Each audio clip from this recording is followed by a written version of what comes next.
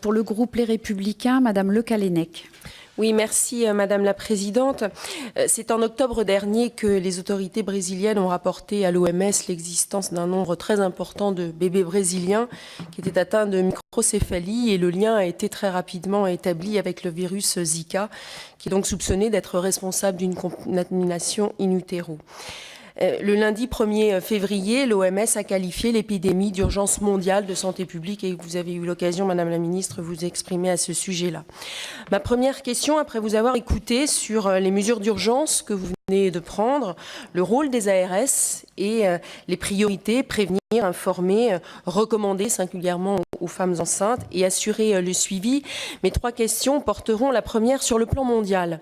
L'OMS manifestement a tiré les leçons de la crise Ebola, sur laquelle elle avait tardé à réagir pour prendre la mesure de la situation et coordonner des moyens de lutte contre la propagande du virus.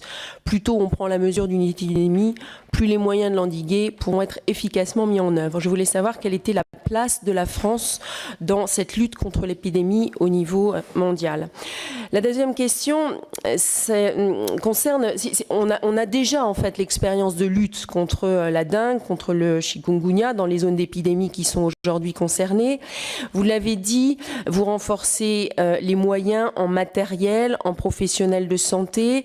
La question est posée de savoir si en Martinique, en Guyane et dans les autres zones, puisque vous en avez évoqué d'autres, les hôpitaux sont bien équipés pour faire face à d'éventuelles augmentations des admissions dans les hôpitaux. Et la troisième question concerne le vaccin. Il n'existe à ce jour, si j'ai bien compris, pas de vaccin ou de traitement contre le virus Zika, d'où les recommandations que vous venez de faire et d'où une approche comportementale en attendant. Et compte tenu des conditions de transmission de ce virus, le meilleur espoir aujourd'hui d'endiguer l'épidémie réside dans la recherche. Alors vous venez de parler des laboratoires privés, chers collègues. L'ONU prône l'intensification des recherches pour mettre au point des traitements, de nouveaux tests diagnostiques et surtout un vaccin. Et donc la question est de savoir, puisque un de nos fleurons de l'industrie, en l'occurrence Sanofi Pasteur, a annoncé vouloir se lancer dans la recherche d'un vaccin contre le Zika, s'appuyant sur les succès qu'il avait obtenus sur le vaccin, notamment contre la dengue. La question est de savoir si vous soutiendrez la démarche de ce laboratoire. Merci. Merci.